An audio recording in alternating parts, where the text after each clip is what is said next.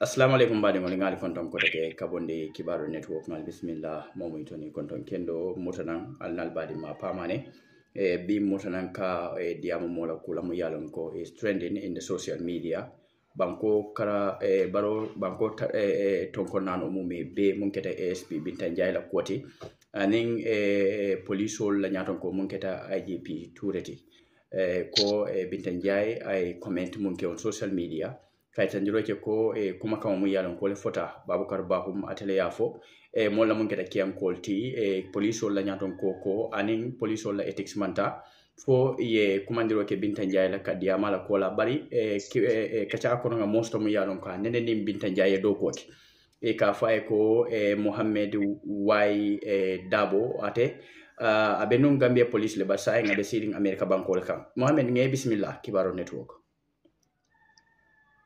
Thank you so much, Pa. Fana be kontona ani Gambeno mol be first bafala assalamu alaikum rahmatullah. Mol be kontona sunkarola. Kabinga na kamara kundankol ani jamme kundankol ani nyomin kol fana. Along sansande sitala batare bake. You know konkoni mindu e ko lo. Abarka bake pour yan soro bi balafla na ko kaja membe denim. Na sistala membe denim na doku nyola. Membe denim na boss fana. Baraka. Thank you, Mohammed, and welcome to Kibaro Network. Bari kami po nyomin kol han bata sumolal ngalo molu. ila funal ke jamba katan sumol ko ni tare je sainte. E ka kebari nyamal tar siri je jaram kol. But mol meda sumola. On a more serious note, nga kalamta ko inene nim bintan jaye do ko ki. Ye tanjiro ke ko mo sifa mum mati. Ko abika mola ku muta. Andum faranga be nyaabi lo ngala do kole kan e tanjiroci ko hanatara be kole ari ngala ala kolto hanimbi asilo bankola kola ka do koke police ala mu yalon ko alna den tanu wolla ite do koke bintan jay koto Mr. Dabo yemni minalom bintala koto anin ni news mu yalon ko be kering bintaay kumole fo mu yalon ko is politically affiliated ite longo bintato ya nim political lon ne yalon ka kacha politic la wala is she affiliated to any political party? Thank you so much. So jani mina mankudol ala mankuda kendol hay mel sodo tumo mina na do ko sanji killing anim feng mbada dilaning ila last question for political affiliation so do ba fama political affiliation so now ndani bindal do ko tatale fa futala level to me alon ko manke do ko nyo kensangol damati ndara fonkere bara musol ni mbaranke wolto tumono ni dara sokol ni futala mama sin nyininga mana binda enen binda man na nyola atata fani mama dalta you know na sokol na ni mo bega mo ya nyo feje so ibajala ko binda anena man soto hansi nyakilin ay political ko fond discourse comme ka dabula political ko anena man soto hansi nyakilin tango menantena blood ndo nyokono amboto men kalma ngaben CDA amon soto hansi nyakilin aya fo government kedetene walang UDP kedetene walang NPP kedetene walang PDOIS walang any other party ndo masudiato ma moy ala fokumoto maje ala barakoto memba itan la ko aba political party carle wala kuma fa mealan ko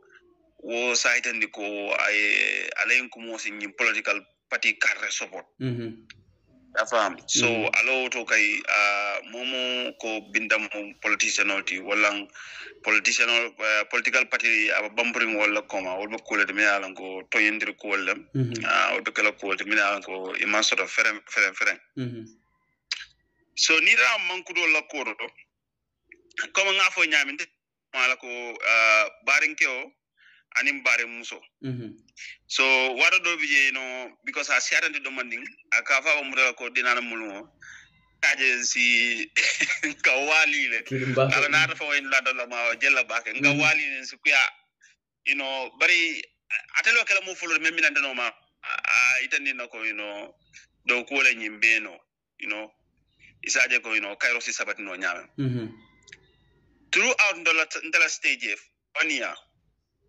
ide lungolu lon samanda binda ga dasa mo san office be moment tara fo mo lulu woro konton ata ka sa mo be nyimma ka kudu mi a police joro ke jo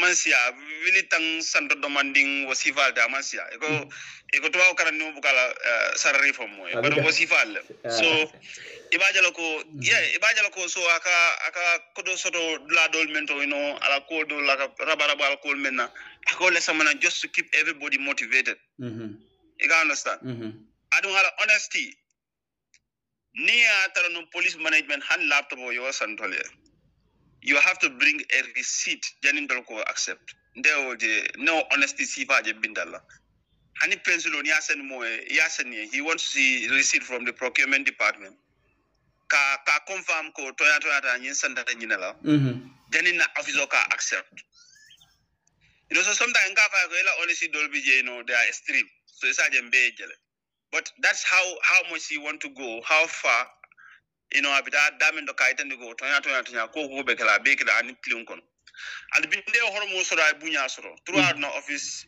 na time in the office simol je nanan because ya faka be doku kendo menna ngaklo ba kan do narje o muse ko munun fonti adwata ya fana lo da kanata lo ta no office ko wasifa jama la ko soro okay ma fo binda is perfect ma fo ko ani mol man problem o soro office ko kon hadama di yalla na solo woti bara ala tringo ala bunya ani horomo ay men sodo mobe anala professionalism but above all binda lafta doko nyin kanu bakal one of nala sonko mu tawamena almatula nya ay nyum ay konota akata patrol la ngago binda fo idiama ko nyin dogo mu atol itel tatiba how can you be pregnant and still be going for patrol akonyo is my job so long man li fota nyanta kata kakele plus ning gas sabali ñol le bakan musu mo ñoo do lebiye so it's fine.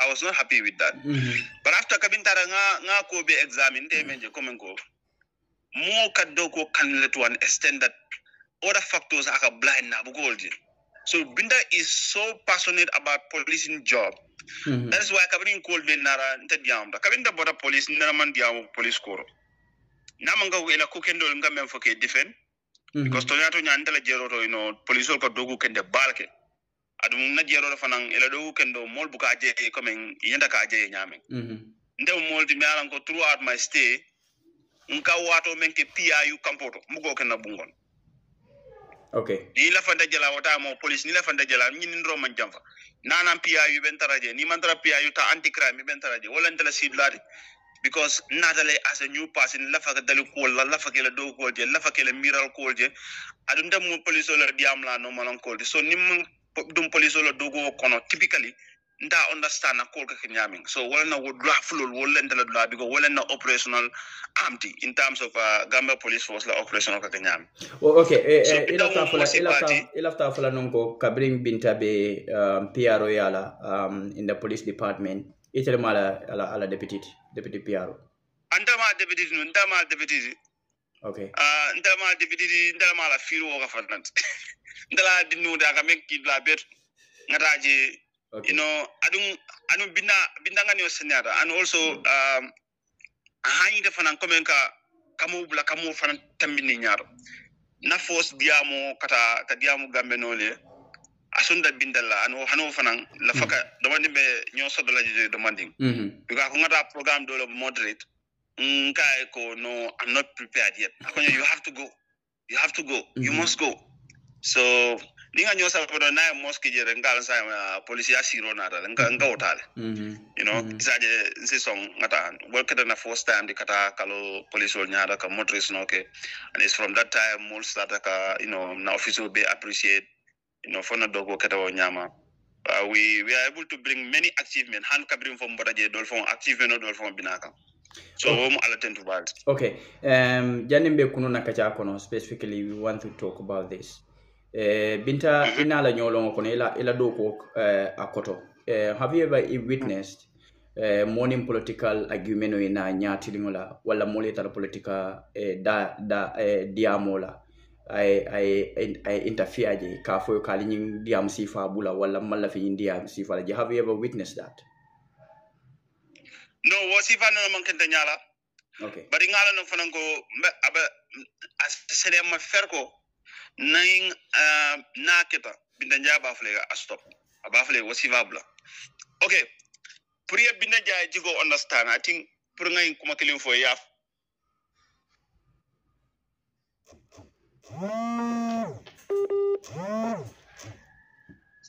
sorry mole sorry kolle sa e kam mo ko di yes mbe moy kan sa wala ten ni ko ka dame na ka tay wolto ya no sana ka solve wolto so ni ko ka fa même be ka fo jël instant okay puli abela fol hitan lelale aba fle ate miral ko men soro ko nyito pour ñu kamala kairo si sabari nyame but political kacha and binta dala to an extent as he was an authority and moli ala value lono moli ala principle lono so funny dem blun tawto me alon koy malon ferem isnano yo mistake si falke but within the building or many alon koy along volta hayna kanana to office to ka political kacha ke because binta will never accept that I don't never accept that comme hani badia kacha dol bije me alon ko mu badia kacha lati comme la broda ba pass by kan akana de salam leten ana ba kel kacha meri ngoti bindata o mari fon indate na back office ko na ale CJ for more than 5 because it's workplace and those principles another buka fair wala alo mutala comme nganyanda ka nyamen pour nyin kamala ba do ko saban nyamen anyada comme kol benyanda la nyamen okay Mohammed mga kalamta ko within a particular political party moldi amut yetanjiro che ko Binta Njie is politically affiliated she is affiliated to United Democratic Party in fact Obama mu UDP la ya compinolti wala yati na diamta kuma ko mu yalon kay wala fo against Babu's Bahum statement yewoji nyadile if those people have to give those kind of statements omu kumolle de meyalo e mansodo walmu kumolle de meyalo go fanan e manka ko kutati e mol meta ka fole e meda nga ngunu Binta Njie ya moyle ndefana ya moyle kabinta o menen be dogolo office ko okay nim Binta Njie ba ma be political party to omu Binta Njie ba ma la political right leti Binta Njie na ba ma la opinion man killing momi alanko atara police yala for 11 years 10 years I'm police officer there. I moved from one rank to another. Kabin junior, fakada sajino, boda sajino, tada SI, abodo SI, another foyake cadet, boda cadet sakara ASPD. Ni Obama la political fengo ka influence anyanta sute la juna. Pa, wanyanta sute la juna. Sansa manya naka o sute wato.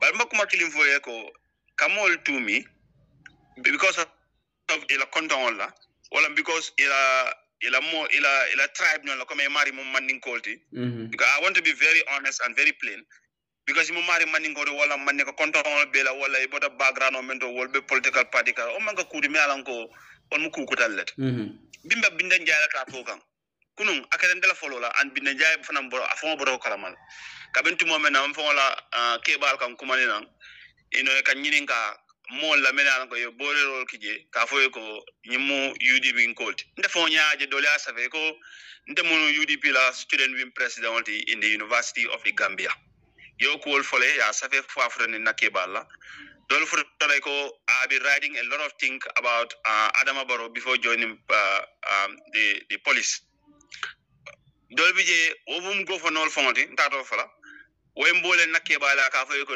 place of deputy police spokesperson ya yembondije because ntemu opposition oti yon commande signa clean amanga signa clean da amanga signa fulati nakebal kan commande kan nyini nga nyin ko langa senandima kabe nyini nga about writing na ko well nte I have been writing a lot before joining the Gambia police force and I've been writing basically against every other issue it affects me or I feel like I do not agree with now for ko coming time when la dabo ko aba teacher baila they are several because that I was a teacher they teach Karandroga for over 6 years several because that affects me I feel like that was not the solution it have no ko be teacher baila will be bondi retired teacher yo samana. For me, that is something that my agreement adunga seven. Mama Kande said something and I wrote against it. President Barrow made a cool kelemenal on the fair man better, and at that time I was not an officer and I wrote against it. Umukule de menal Hansin in the Nitara Nap page or the better, even Jamal be better more advice like putting a boning conte. Even when I was we had in a uniform, one interview somebody asked me that whatever opinion I held against any government institution or even police, one opinion on a melanco, they are true and opinion where I do not regret. So police I went to police because I feel like there are certain change in Semenkeno. Purkandablo change or Purkandablo reform solcono. But I'm so many people the Lamoelina, including the IGP. Walenko Sansa in Kobenyaman about Manerine. And I'm so Binta Foreman police understand, but many understand Binta is a commission officer. And sign case in fire, maybe handing action metala, iba sambal through the PMO and everything. But IGP to Damalong, Dama IGP to the long, Naman Dogoke, Madanila, Alanin Kila, through I Kata, I Kutukata Lakang, I Yamfa Bintala.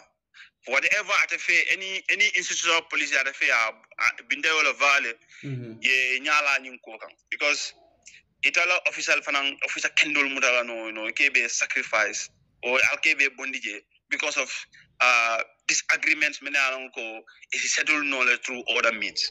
Oh, but sorry, Mr. Dabo, you couldn't you talked about in the service, Waleketa police or the department oti.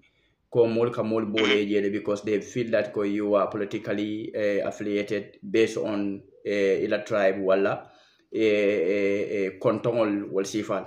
Do you want to say that nyimu kulet mu yalonko police wala dinkirato aketa kulet mu yalonko ay tensional bilye wala a kind of hatred wala some disagreements le samani anje ka foko kamol jibe doron ya foko nyim is related to Kari wala be a specific political party the support ka yala wo sival defa nteol taradiel ngo diam sival taradie ngo munul taradiele bari niaje bimba fale experience la fole menkeranda fon kunla nyindom manke ko da akranda fon la kan kumani kan nyininga ka fonyo ko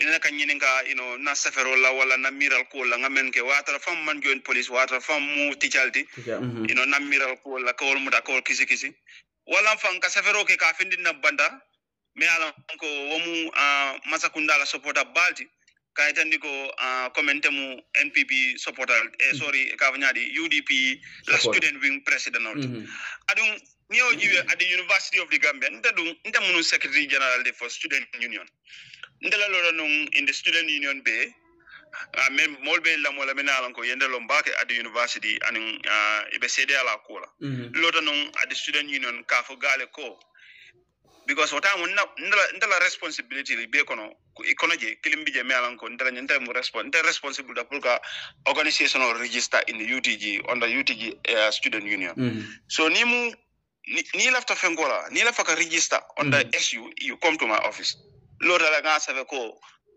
political party lafta lo le fay under UTG here ka fo ko under UTG student union you can do it, that's your right, but you cannot use the name and the banner of UTG-SU because register. We will not register any political party under the UTG-SU. We cannot subvent you.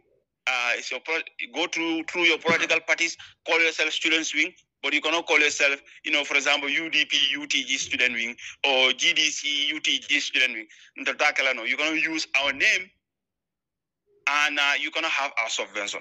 But in Akademia Jahal Kubari Kabinga Doja Findana, I was a president of UDP la UTG student wing. Akademia Nyanya Kabiru Beketa, what became the outcome? Mune keta je yemine foye. No outcome I come to because Yalante in the recruiter, one of the former IGP of Gambia Police Force, Abla Sanya. Me alonko nan nata nyolong wata montola UTG la crisis student protest call be caring mboro nyo kala mo because I was head of communication nala kacha dunda wonya fire encourage ka join police force. Okay. That was an opportunity me ala neta nyina lala mba IGP Sanya kondona mba tendula mba jaila in atende introduce security kono and for be security is in my heart ning ala sonda security yaka ndebe tendena for janing iba follow the men don't command la. So what opportunity I meant dina abedara bakel and hane IGP Sanya muna foye ma fongo tuni jay ka fogo amu UDP. So aka wonda dogo ko li bible fo ibe dogo kon ifo alan ko section of people wala itela kukela me alan ko iba appreciate la sansa wala opinion so de la already and then hanika diamu wala nimo karnara han police institution e ka foye ko alla mol fele narana. Understand? So, what mukule de menako e mambeta ye mojama batani police. Mr. Dabo, iko all fully affiliate to opposition party because ibe mean folk are willing to stick with to the ethics of the police. Wala mol bijel moli alonko they are supporting ruling government and moli esute police ol konole and kuma bika foje. Do you witness that? Come mol bijel moli alonko they are with the ruling government. And the police hold them waiting, and kumabika foila court in the police. Of course, that is true. Omutonyalti, mol bidel menalonko.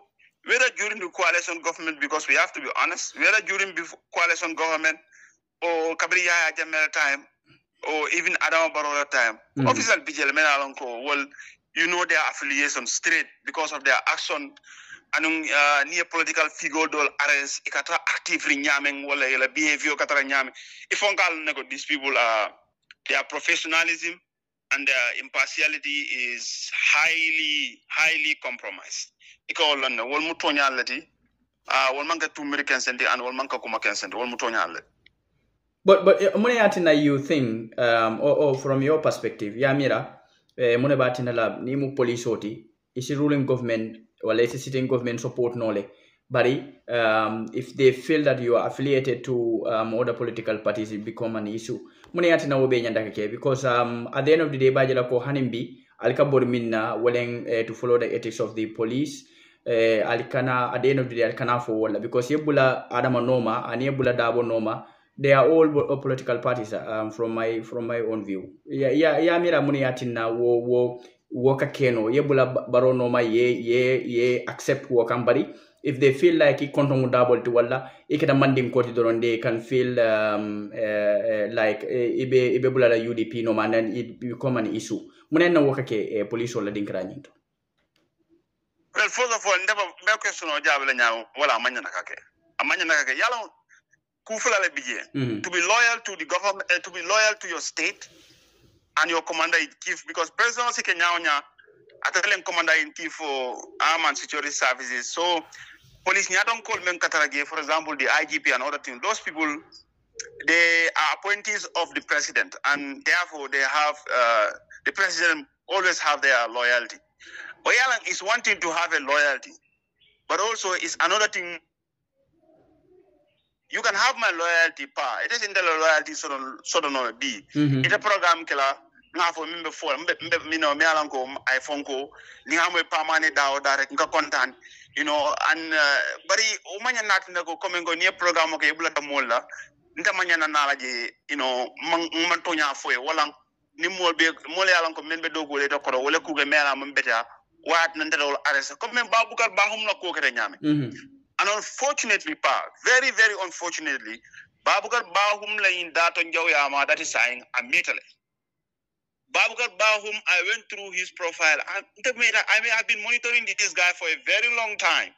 And this guy has been calling out names of very many people in the Gambia. Yeah, Mela fila ngana Babukar Bahum la step by step nsinaje. But la fanga nyen lanto sinandi demanding because moja maleka kumbo ko police la dinkrabe daminto say nyo bayndole bije you know ni mantara ruling government wrong afele nyinti problem ol create so dol fongo be kumbo kam bintala kola ka foko jamira te nyintala as excuse ka bintata ka transfer to somewhere else muri yalonko ibitala jedron pour ka traumatize wala ka kata ka frustrate in the fire for your police. Do you think all that is possible in this? And then binta ala diamo I mean violate police wala ethics kono coming al nyanta ala do ko kala nyamen yama binta ala diamo fango e munetinya ala do ko nyin ko so yala wo is an yep damage is an extended program from the president himself when he made a declaration saying ko mul fo me masakunda to mena ko can sabotage you understand so hani dol fo me ko you know they want to be impartial in certain stuff you know wala na mo jama ka jahali ka me ka we are waiting for the top you know we are waiting for certain declaration from it sometimes is influenced by minister. It could be influenced by Minister of Interior, as in the case of so many issues, you know, and sometimes it could be influenced by the generals. That's from the AIG's operation, AIG admin, AIG whatever. The decision could be influenced by different factors because of ikala fifanang ikanela palace or lose ikala fanang ye promotion or sort of ikala fanang ye respect and admiration sort of from the people who are your authority and etc. So Bintala Safero, I would rather go with the content than the context. So in our context la, police manyanaka interfere in any matter that is related to either politics or whatever. That is the context. And that is the truth. And that is the truth. And Momo long mental bit of Bintan.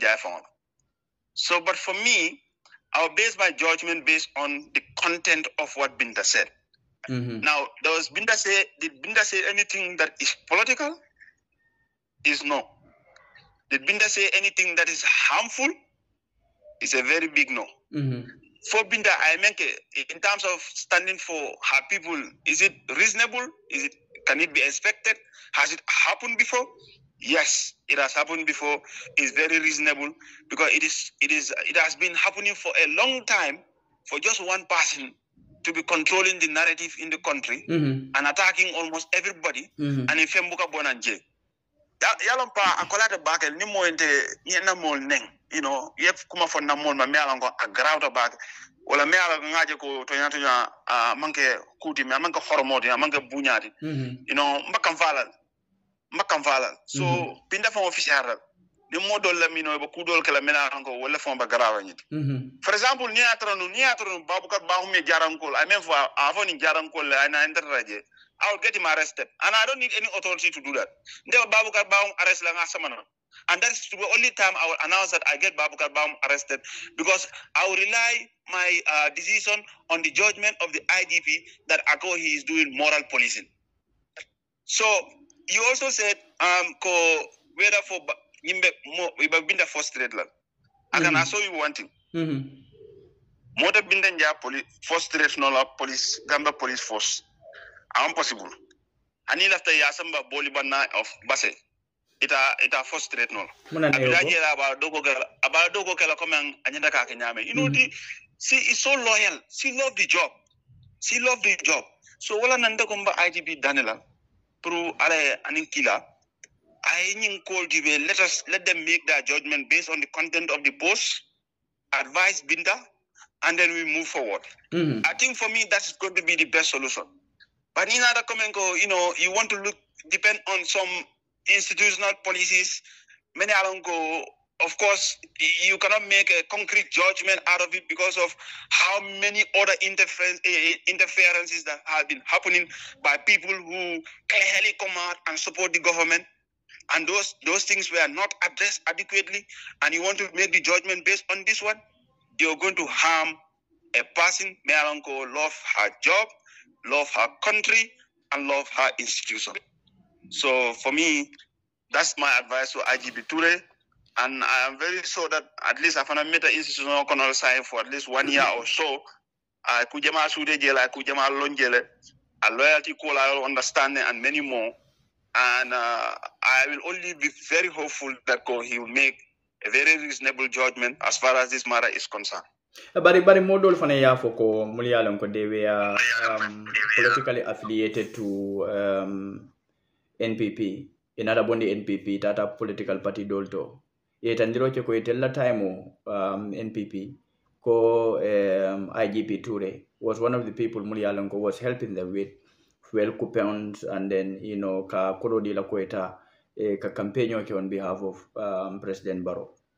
In addition, Fanang Moira Musabali herself said, ko Kabira be opposition yala, police olia batandi, but now Kabira dunta NPP, they became her friend. Ko police also start saluting her because Fanang be NPP le. In addition, Fananga modol Fanamoi, ye tomorrow cheko, police oli ke da dun kol konole. Walanga musol jel muli alanko police ol musol le muiti.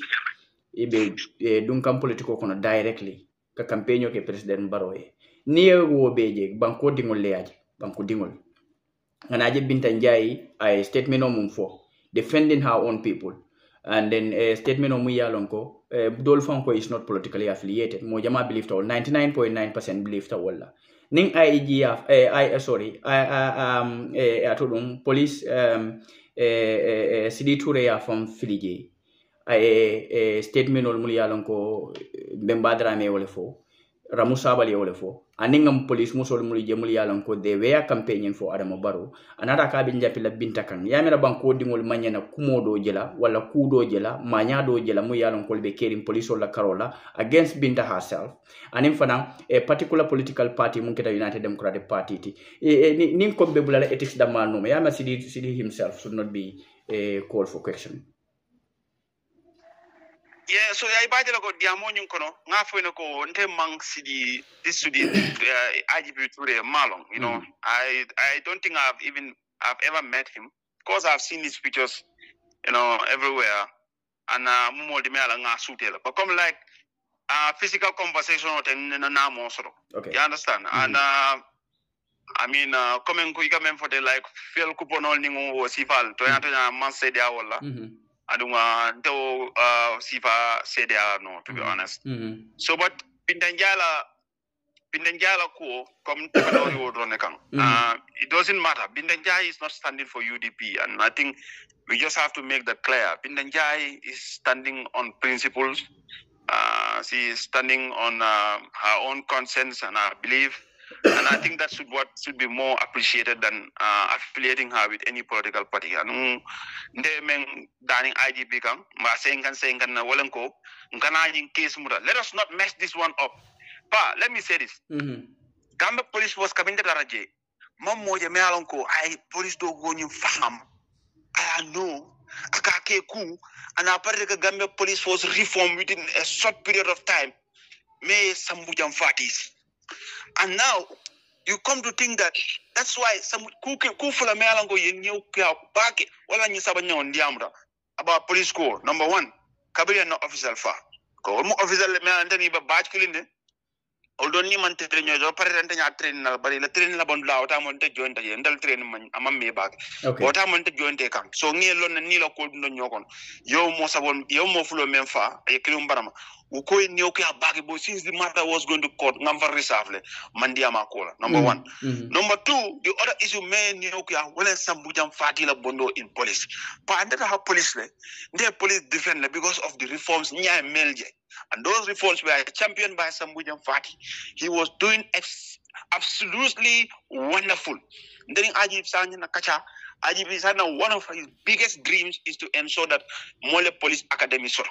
Because police will let Jiko, Kabiro Sunyaro, Fola Kalosilo, Mola Kodo Busila, Walanita operation like a mistake goal means basic avoidable mistake goal like a mill sort of no. It's all because of their level of understanding and their level of education in terms of police operation. That's it. And the only way to solve that problem, Pa, obe solve no only when there is a police academy me alango abe ñu train no ay niki ni ethics la ay police la value for ay niki ni professionalism la police ñanda kala moti me alango is like a customer service na diam de foko content if I feel go you are protected because mo be the protanga kan no diam de it feel go man tanga it high lo nya ko definitely you understand so IGP Omar dreamed it and Sambujang Fati was going in that direction. He was bringing in some reforms that are so wonderful. And I think, to be honest, the IGP, the PMO, and every stakeholder in the government should make sure that matter is resolved. That Sambujang Fati go back to his job and do his job adequately. Certain internal misunderstanding will they happen everywhere in the world, whether it's in the Gambia or it's in the United States or it's in the UK. Molka ñoo confronté hani parliament molka ñoo ko foka keleje wolka sote but na keta alka selfle ale national interest jubi so a man like that man a man like Sambujang Fati ka losing that job la ka sama ka sini so kono because of a petition he wrote and later withdrew and apologized alma jam fano alma for the community set at the level of the PMO ali abay. That is shocking to me. That hit me so hard because I know Sambujang Fati and I know what he was able to do. Mayala UN job blaje.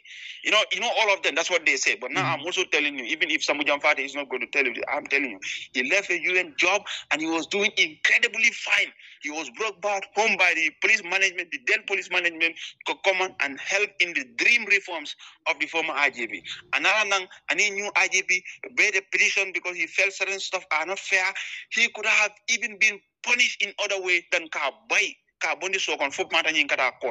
for me, that is a big thing, and for me, I am still, even if President Barrow is listening to this, I am begging him to intervene and make sure Sambujang Fati is back because he's building a police that everybody will be proud of. That's a big blow, and that's why in Kafueko, this second one, that's why I'm coming and speaking. I'm begging the IGP, the police management, the PMO, the president, and every other person who can intervene to make sure we don't lose another astute, principled, and very loyal police officer in the person of Bindanja. We cannot be losing all our brains because of misunderstanding. It doesn't make sense. Bari be min fokang Mr. Dabo ni muela very well regarding Sambujang Fati la ko. It seems like in the police, people don't care more about doku kendo mu yaron ko bekela bankori. Doku kendo mu yaron ko bekela police department. Kamol on this local wala ka reform samana police la karola. But more or less, ikea tamon na mo weleng securing their own positions. Aketa nyo bayindote, aketa nyo tinyati. For akajare mul kabay nyo kabla nyo noma. Na atara depend police department is functioning this way. Yamira banko dingol simune mira no kono. And then as you reflect no banko anim banko dingol kanyadi Mr. Fati. No, what about Banco Dingo? What more favorable? Because what happened is, even now, more so the men kele fambala, and if wala dogo kala membe de favola as the head of the institution, what mukule me alanko wop gambe tarlen la drum. Come en kataje ka fogo a blasanya na dingo lankar nyolti wala lankar fan na dingo la wol mukule me a mol nafa. Ngam blodu nyoko na dogo ko come anyanta ka nyame. Progress samanang, successful samanang in the police department. Wallan kuti me alam banku dingol belafilo walla and wallan kuti me alam police doko e all demand. The Ghana police force are many reforms I will need. And when Sambujang and other people, Sambujang the other guy, the current commissioner of admin, Malafka Modol Tovo, and many other those, Commissioner Bojanyol, some of those young officers, they were there day in and day out. Sometimes these people stay for long time to make sure they put all of these plans together. Okay. In Nyantaka to bring these people back again, the dog okay, come in Nyantaka Nyamin, putting police at Anyato. But bringing people to particular offices, year 1 week, 2 weeks, year bondage, frustrating everybody. Yet I don't good for a month of content because you feel that they see that you are different. When I have to know it, and you're going to watch it, Bankola Kano, you also do can know Faka, but Hania, this is okay.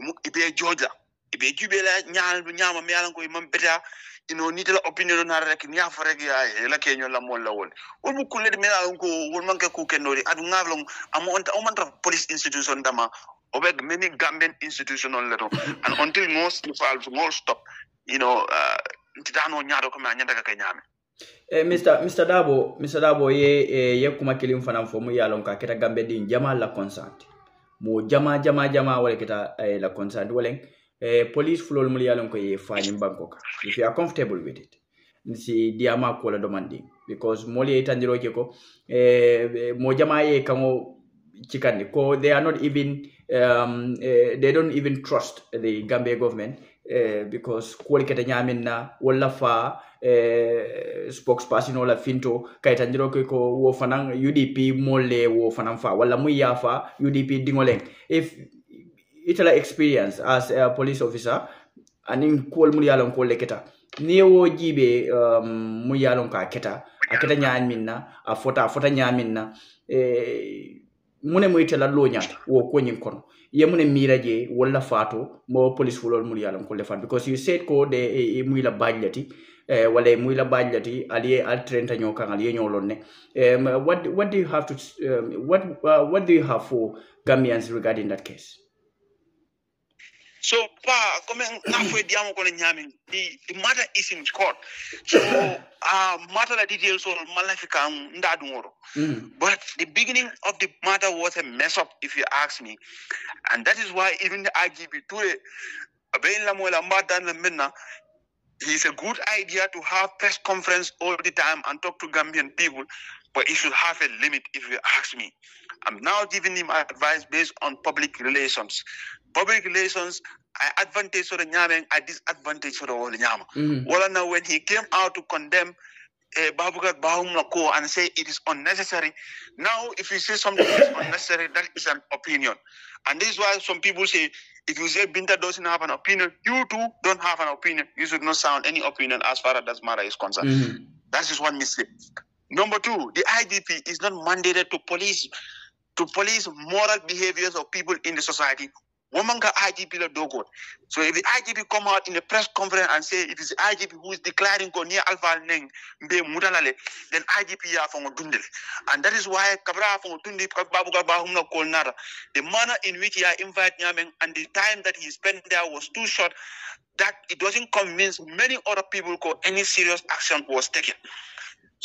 So police solo ko malafika dunga bake but nka PR department nka PR feng area men for it wala mbavo ga pour IGP sondom the police PR department represent your Mr.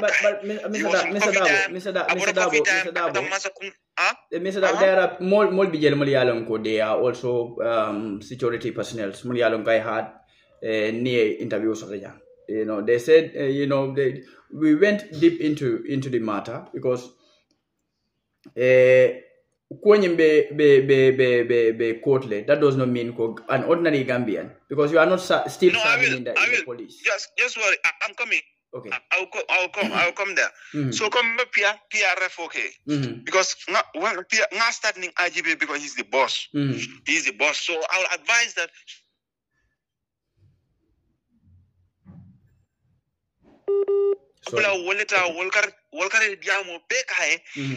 If he wants to continue with his monthly press briefing, let him do that. But to be appearing in many press near collateral and nobody is perfect, including myself. I could be here and say something that is wrong, and I may be forced to apologize, and I don't know. But the Amolo collateral as a head of institution, this monthly press briefing are things that you talk about your policies, and you have that one. Policy, those are your dream. It's okay, no. But now, if you want to talk about every other issue, you bring an issue, and that's police far. What a problem was because police are criminally investigation power. You don't need any security training to understand ko. Hani la suo kono ni taraje idin folol dunda nyola wala idin o tinyaro ke ifrara ye eyewitness killing nga ko ngo ila lamin naraje nak le yimbe tay pa. You don't go out and say it like that. You have the responsibility to investigate in details and also not to communicate that to the public. So if you ask people, I am not a person Mealanko speaks about the government so much since I joined the police. Ibrahima G Sangare ngajal ko mo Jamal mije Mealanka data njoy ko kuma Jamal Fay. But in the English language study, I didn't any more Anglican no fake has a fellow cook at Jante or Sangara ko diante. What of the being cartoon because Gafoka words only use they are too big. But I like the way he writes, and I like the way he speaks. Because Nafigo Ibrahim Sangare, I literature menge, Wokamuku de Mianco, and Tinyabo Bakala Koda Kalako Landinyame. But he messed up as far as the police investigation is concerned. And this is why many IGP Sanyang blame Kavuko, IGP Sanyang Naranang, and say Sankare for Tonyalem. I'll be like, what are you people say? You expect the IGP to come out and say, Sankare for police when his deputy, the DIG, and other people mess up in his but Mr. Sanyang, we are not expecting Sankare, no matter how good he is in writing English, English words, no matter how good they are, that should not reflect in the interest of the Gambians. Amanyana ka Gambia do affect somewhere. But let me come. Mumbije welling anyanta mumu tonya ta yo banko dingoli. Hanatara mafono angale kangola. Hanatara mafono angale kangola aba fula manika kangola. But I tonya for Gambia dingoli. And the IGP Sanyam Fanan Benala Kadiamu should not Kafoko because nyim government official olti ay tilimbali al fo banko dingoli afana nyanda na ko wo ma ko wo tilimbali kan ka kuma fo banko dingoli ya ko banko dingoli bala na ko woni I think you are not getting my message. You're not getting my message. I got it.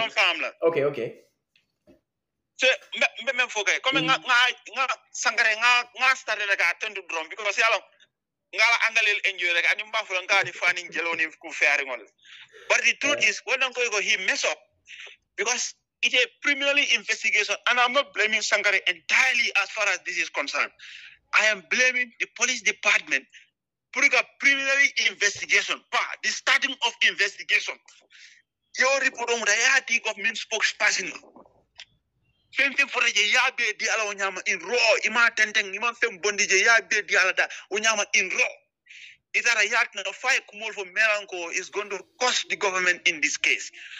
I don't know whether the judge will come out and say Usenu Bojang is the one responsible for killing Fabo for Obeba Alabulu and case in Bidakan. I leave that with the court.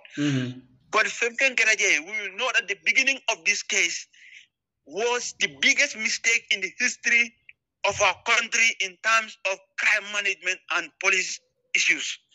Because how can the government spokesperson at our radio, where the whole world is listening to, this person is a security officer of a particular area council that is affiliated to a particular political party. A political party. Well, there are a big mashup that could have been avoided. If you ask me, that is a shared responsibility.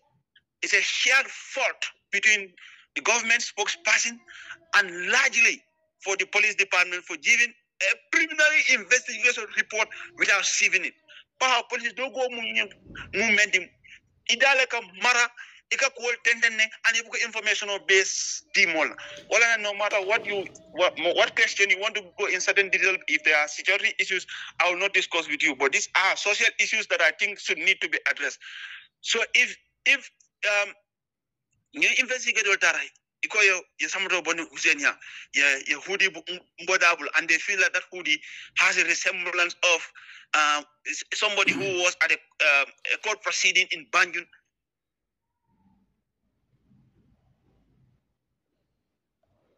Sorry, na connection on but hopefully I will reconnect having Mohammed back on the line.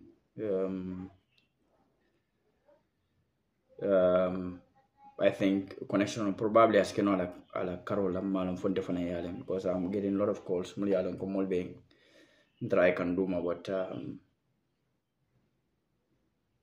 I think I need to I have to call him again. Najibe from Boston Olale. Please my apologies because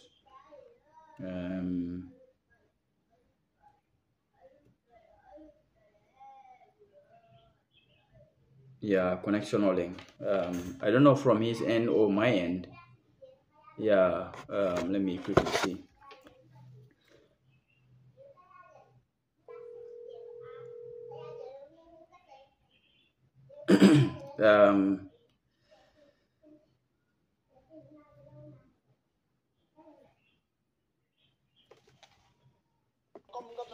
Okay.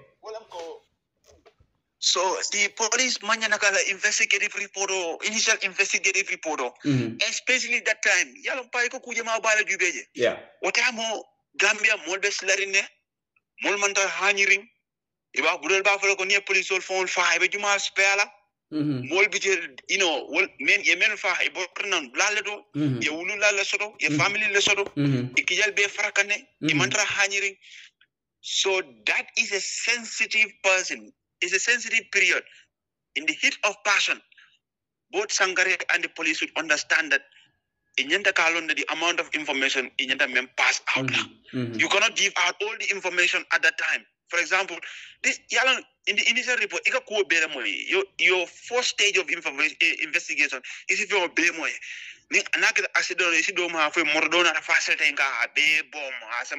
Is it true? No, it might not be true, but you have to take it because that's an information you get. So near information based from the first stage,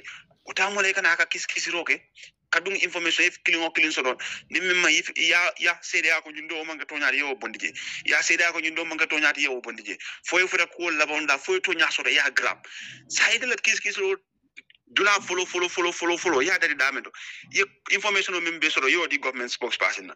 So one language is a shared blame, and shared fault for me. Sangare has been in communication for a long time. He was a journalist, he is a prolific writer.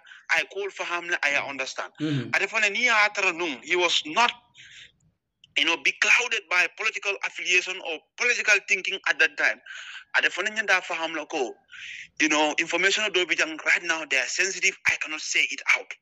So issues like somebody with a hoodie that appear in court appearance.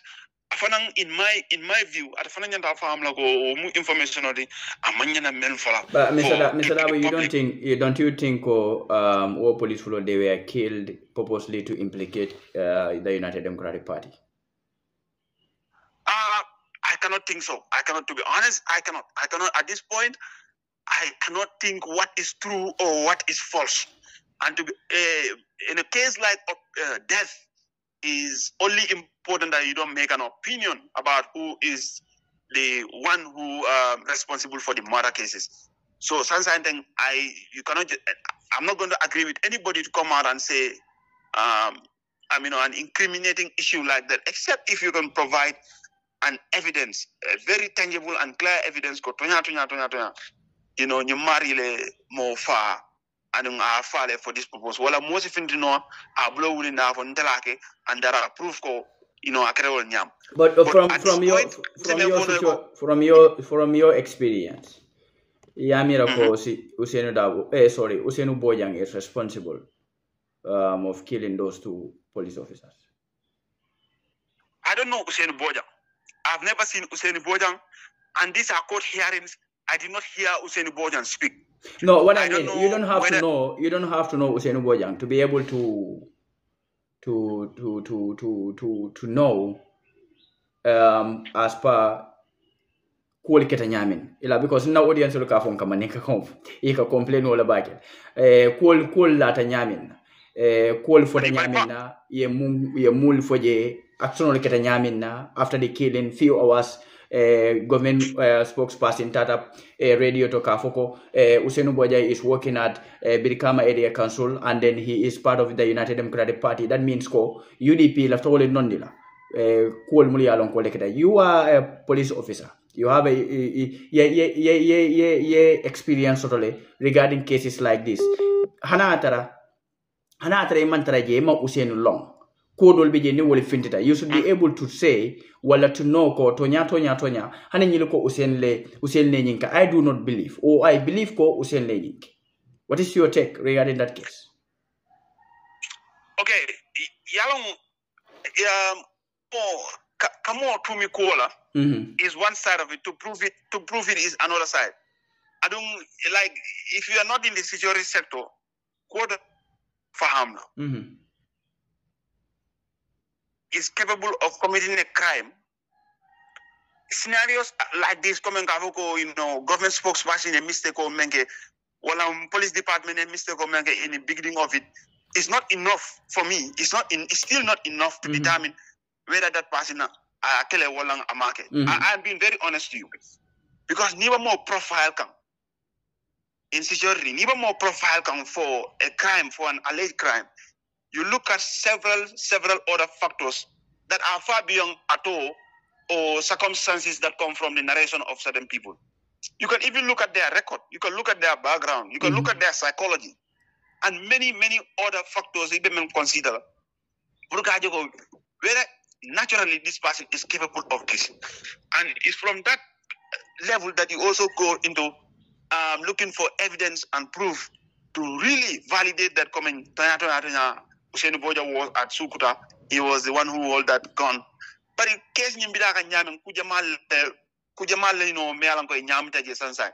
So if he said he has done it, right now the ballistic examination report is saying they are not able to produce anything tangible. The very first, which is one of the most important aspect of this case, is the beginning of it.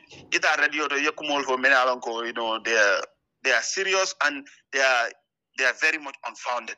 Omukule Mealanko, it's casing atinal for Mojamal Pije Mealanko is Ilano Comengo, force is Lano Ocean market, saying as a Hakilo Jagasenduno. And that is why what caused when you fail to do effective communication or when you fail to appreciate, need to know. Look, the citizens don't need to know all of the other information. I would call area council. We don't need to know that right now. What are more things we are too sensitive? Just tell us you have arrested a man. Meala is suspected to be the one who killed these officers, and he is helping you in the investigation. Abanda through our PROI. You don't get any more information from me apart from these three elements. I tell you. I cannot tell you further than that because what is coming out of that case. The first preliminary report, Melka Findina, I don't know whether that information is true or false. And those things can never, anywhere in the world, you cannot rely. It rely no local. It depends no local. Kuma follow me Findina. It depends no local. Oman jarat karanwala, oman jarat training na, omu even hadamayala. Sondemola tengu fon. Ifongola hakilu wara wonya dalunoko. Information follow me Findina na sedolia. Information it be rely on foka fini bango beka as if you have a proof as if it is true. In the beginning of the case management was poor and it was horrible, and I pray it never repeat itself in the history of the Gambia again, especially in a case where our police officers are murdered.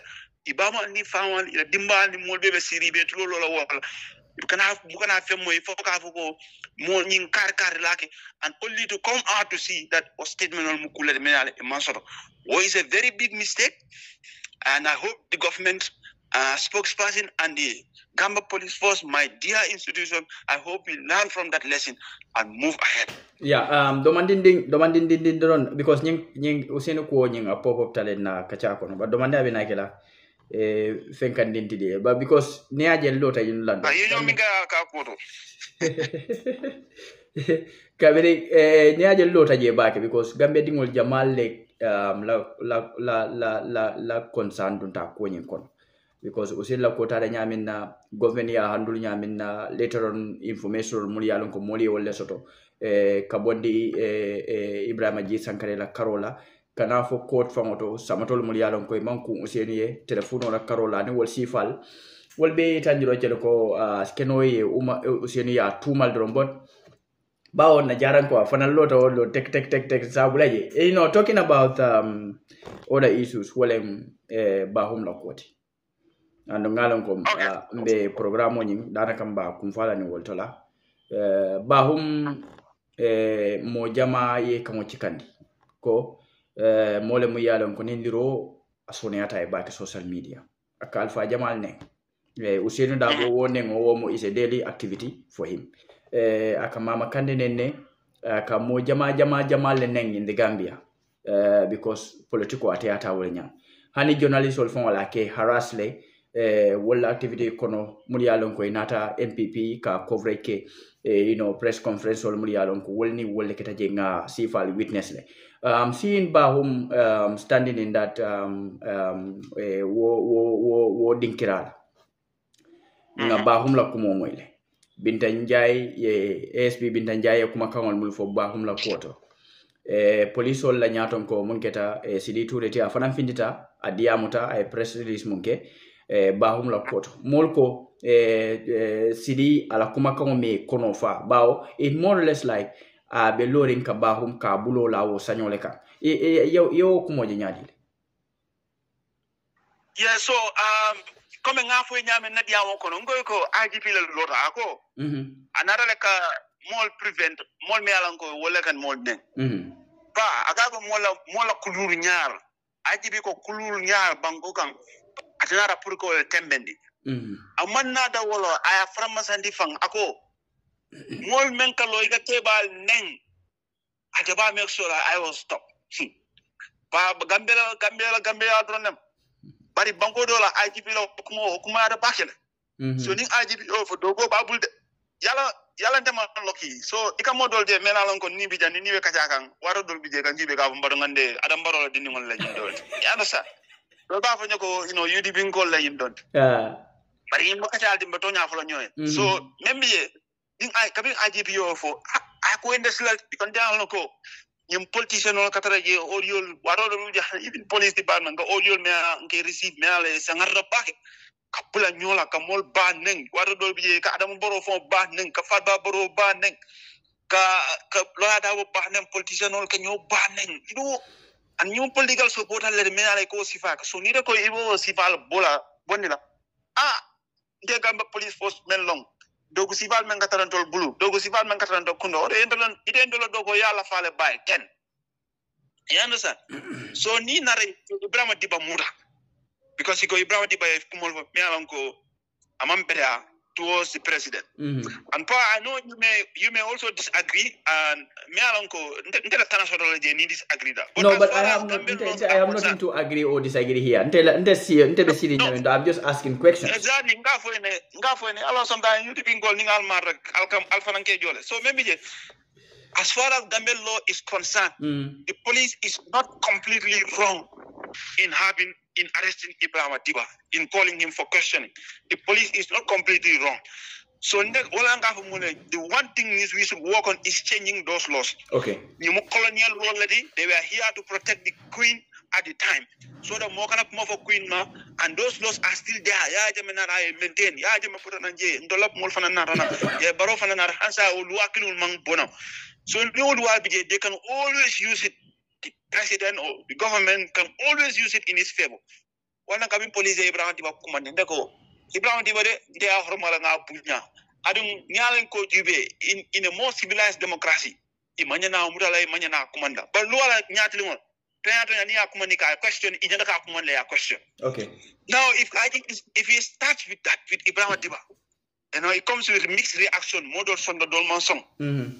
So no paraje sa babugar bahum narana ite babugar bahum kumani yasama nang police headquarters al iko yasama police headquarters ndaman trage nde resign la nimol buka diamu baake about police issue yasama police headquarters the time you arrest babugar ba jenu nga bakal babugar bahum fonta online ka ko I was called I'm not above the law I'm not what type of who bullet me alon ko amam mo jama kono fa pa ado amam men kono fa nde bol kono la amande kono fa because I know Babugar Bahum to be somebody he has been harassing the office of the Inspector General for a long time.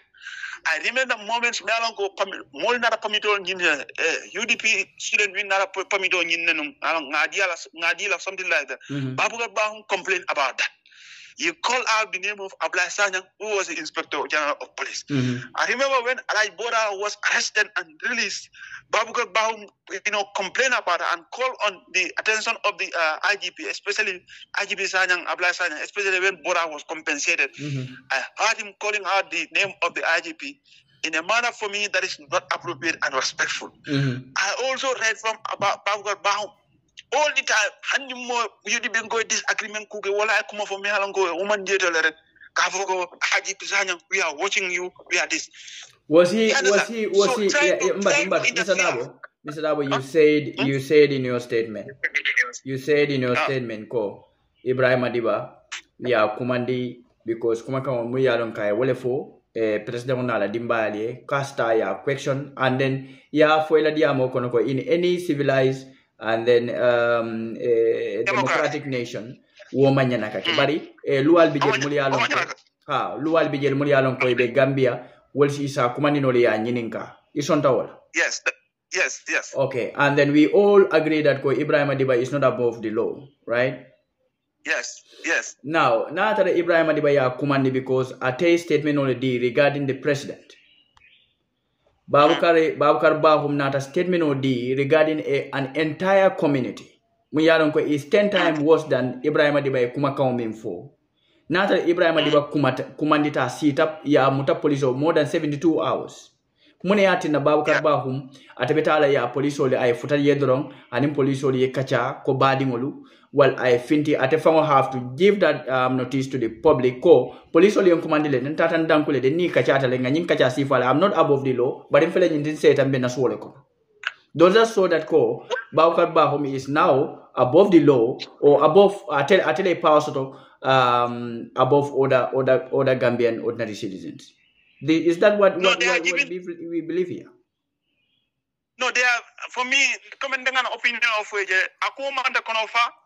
And I believe that the way the manner in which Babukar Bahum was treated was not appropriate. I was expecting Babukar Bahum was going to spend a night in the police cell that day. He was going to be detained. Because Babukar Bahum and Memphis, part of it constitute a crime. For example, Babukar Bahum grateful part so ni fra manika confond ni ko dol fo ngambe ka ni ko karimol bama futu moro ido ni of manika sade dol de tafin me balokul yende yes alpha kasi balati kasi bal and all of those things I don't consider them still. My problem with Babu Commensal Day was when he said buried into ashes buried kredao da fala kedaje ashes wokere da General Paramola Kennedy. So for me, Babukar Bahum should have been arrested and detained for at least 24 hours in police detention.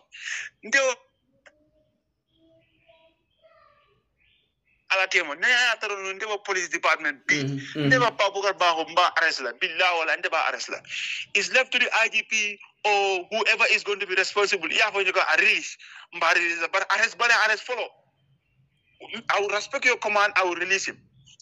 Even with that, we may disagree on principle. We may disagree on some of the stuff.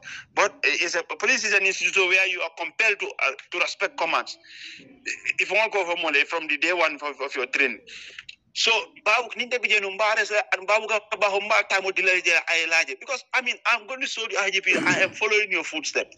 You are going to police the morality of the people, and you are going to make sure that people are not insulted. Elders are not insulted. Elder killings insult the community, better insult. So, if you leave issues like that, because Bahum is with the government, that is already a very bad precedent that the IGP has set. Now, the whole country is now waiting for another person to make a similar mistake. Now, how the IGP is going to handle that. And this is why it's going to be complicated. Okay. The bigger issue is, Mr. Dabo, you know security more than me 10 times. And I do agree with that. But yaje natara from my own perspective medium kawala natara police la nyaton ko mun keda sidi tureti ye Babukar Bahum command ya sindi la killing as keno wobe kelate fon la mako rot because nyimmun kedate ay kuma kangol mul fa keta nendiro mol mul yalon ko len kiyan dingolti bibe combo inasi bendula do mu yalon ka diminna isi kukala wala isi kustake je mu yalon ka ni slow manta bani aje wobe keta wo diminna baby je is because the police has not taken the responsibility mu yalon ko people expected that responsibility from them yamero wote kena atina kala problemoti in the future and ya fo ila diamo fanan kono nim modo tatake for example ninda fana wolta bi ndara nga kirim baso ko mandi jaran ko kamba ngoy kal be musula kumpangol leti adunda janna finte di janna do you think ko atodum aji abe moli kino lan altaleta pamane muta ay nanan parce que kuma kaw mu yalon kay wala fo jaran ko li do you think that is also possible kuma kaw wala kol mu yalon ko lebe caring and atela lonya surtout ate press briefing mu yalon ka briefing mu yalon kay wala ke ka foko Baboucarr Bahum la kumoñing apologize tale andum kabira apologize his apology is accepted. Do you think he is there to accept the apology from Baboucarr Bahum or is the Gambians muli alon ko wala nyanta ko apology ni accept? No, IGP, what he said exactly was he said, I think is a good gesture, something like that. That's what he said exactly. And I don't want to misquote him, but I will for. Okay. So, but for me, if I were the IGP, I was going to avoid the Baboucarr Bahum case at all. But that's left to his judgment, and I have no problem with what he said. Okay. Come and go how he approached that matter. I have no problem. That's left to his judgment. But I have a problem in come and handle Nyame. Like you, I feel like Baboucarr Bahum was like treated like some sort of a demigod. Because if the IGP comes and says, it's unnecessary. Now he's also sounding his opinion on the matter. And for me, Baboucarr Bahum should be detained. More than for last sound, I'm convinced that Baboucarr Bahum case because he apologized. Look, Baboucarr Bahum apology, since everybody is having an opinion, Baboucarr Bahum apology was not sincere. Because even after our apology, if you go to his page, even after his apology, he was still there calling people hypocrites. Okay. Calling people hypocrites. Our apology was not sincere. So your Baboucarr Bahum treat Nyameng was not good. And this is not the first time. We have seen Baboucarr Bahum preferential treatment on Baboucarr Bahum. We have seen it on many cases. We have seen where he was treated as a journalist, where he had problems with people. Yeah. We have seen Baboucarr Bahum calling the name of respected individuals in our society. Kabula Molla. I have never taken this matter serious. Until when the IGP himself said, he is there to address the moral behavior of people. You understand? Although I'm not a police officer right now, but I respect the police institution. I love the police institution, and I respect the IGP. So I'm following his command. So his command that he is going to address the moral behaviors of people. I'm telling him, well, IGP, this time around, you have fallen short in addressing the behavior of Baboucarr Bahum, a known person, a well-known individual who his Atelaf signature is to insult people on social media. And if he comes now and says something damning as buried into ashes to a whole community, of Kiang, and he goes unpunished and nothing happened to him, only for him to come back in less than just a few hours, to come out again and say, and Baboucarr Bahum is not above the law, just like how he was advised. For me, it was a masterpiece designed for Baboucarr Bahum to make a display so that it appears that nobody is above the law, so that it appears that the police have also gone for Baboucarr Bahum. But how did it even happen? It only happened when there was a very rigorous public outcry. That was the only time that they went for Baboucarr Bahum. They invited him. I don't know whether they invited him for a small party or what. Because I'm not happy, to be honest. I'm not happy. I'm not happy in how the matter was handled at all. I'm not happy. I think Babukar Bahum should be detained. And crimes are not old. I still think that even tomorrow, they should go for Babukar Bahum and arrest to set a good example. Look, Babukar Bahum insulted the whole community. Gambia na kol benyame. Misil mo siara, sabara siara, person siara. Well, what from Carol, Banco Dollar, Nimbla Dollar, Babukar Bahum, Blala, scot free. Yeah. Some people will come follow when you attack their community. Yeah, but attack that, because I mean, when you say people are ungrateful, when you say a Kumul Bama Fudu, you said you will bury into ashes because you vote for UDP. You are insulting the whole community. They are capable of putting about you know, definitely. You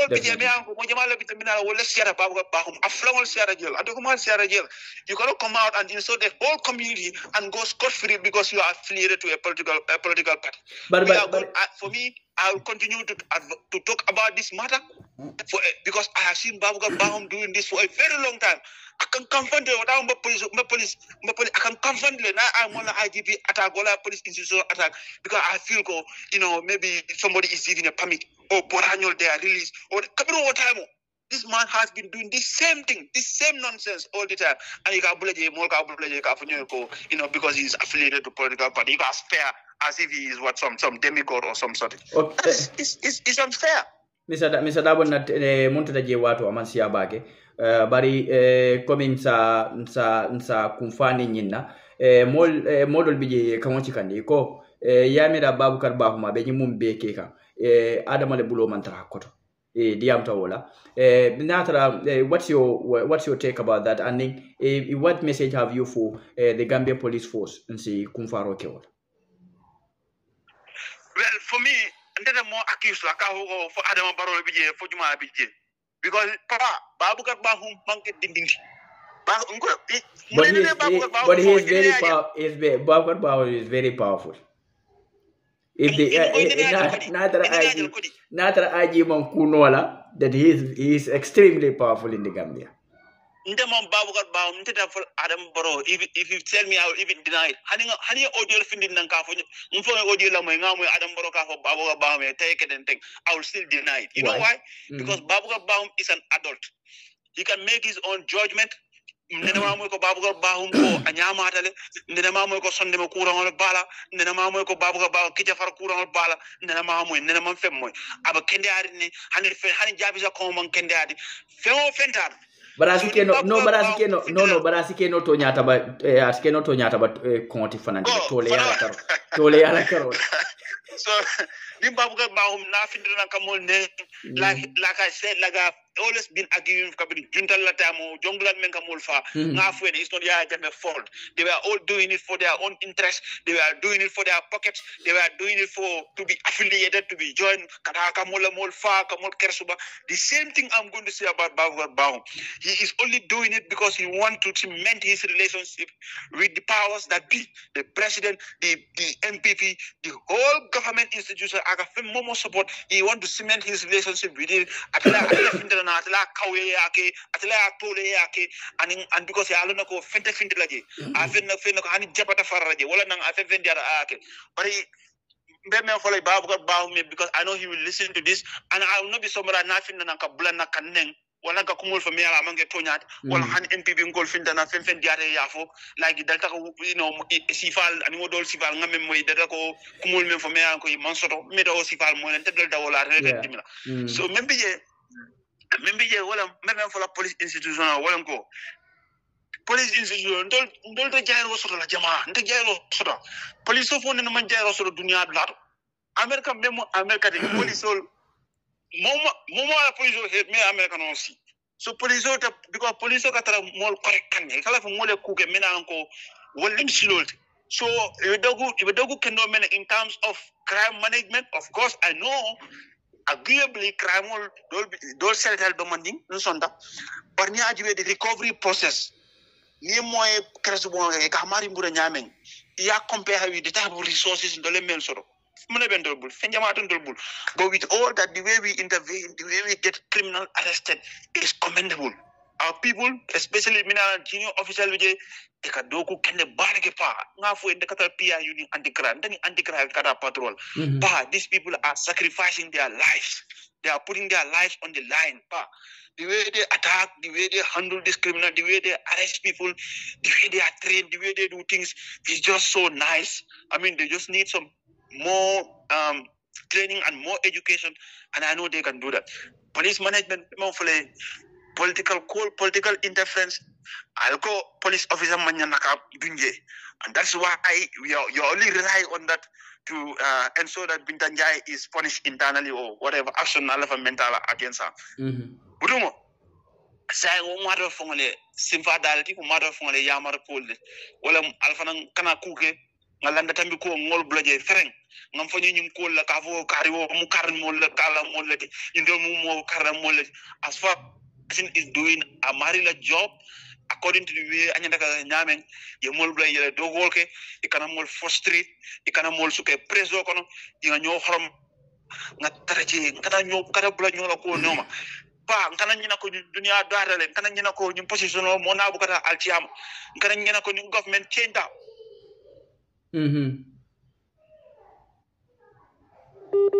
meraji wol fa meraji at you do ko no so be ko la mbe ko tendo la mbe jela for this opportunity.